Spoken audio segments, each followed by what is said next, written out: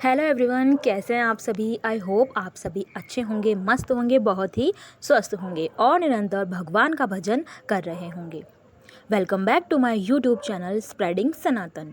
दोस्तों, आज मैं आपके साथ गीता के कुछ ऐसे उपदेश शेयर करने वाली हूँ जो हमारे जीवन से बेहद जुड़े हुए हैं। आइए वीडियो को स्टार्ट करते हैं। एक बार कमेंट बॉक्स में जयकारा जरूर से लगा दीजिए। गीता ज्ञान। गीता में छिपा है जीवन जीने का सार, जानिए उसके कुछ अंश। गीता के उपदेश। श्रीमद् भगवद गीता में भगवान कृष्ण के द्वारा रणभूमि में अर्जुन को उपदेश दिए गए हैं। गीता की बातें मनुष्य को सही तरह से जीवन जीने का रास्ता दिखाती है। गीता के उपदेश हमें धर्म के मार्ग पर चलते हुए अच्छे कर्म करने की शिक्षा देते हैं।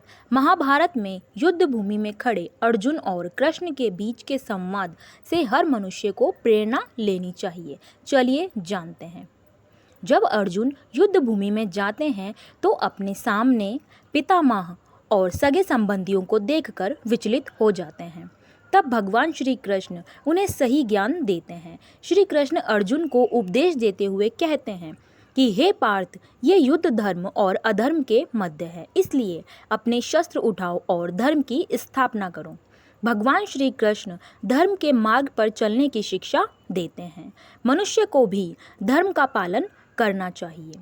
गीता में कहा गया है कि क्रोध से भ्रम उत्पन्न होता है, जिससे बुद्धि व्यग्र हो जाती है। भ्रमित मनुष्य अपने मार्ग से भटक जाता है, तब सारे तर्कों का नाश हो जाता है, जिसके कारण मनुष्य का पतन हो जाता है। इसलिए हमें अपने क्रोध पर नियंत्रण रखना चाहिए। गीता में भगवान श्री कृष्ण ने कहा है कि मनुष्य को उसके द्वारा किए गए कर्मों के अनुसार ही फल प्राप्त होता है, इसलिए मनुष्य को सदैव सत्कर्म करने चाहिए। गीता में कही गई इन बातों को प्रत्येक व्यक्ति को अपने जीवन में मानना चाहिए। भगवान श्री कृष्ण कहते हैं कि आत्ममंथन करके स्वयं को पहचानो, क्योंकि जब स्वयं को पहचानोगे तभी क्षमता का आकलन कर पाओगे। ज्ञान रूपी तलवार से अज्ञान को काट कर अलग कर देना चाहिए। जब व्यक्ति अपनी क्षमता का आकलन कर लेता है तभी उसका उद्धार हो पाता है।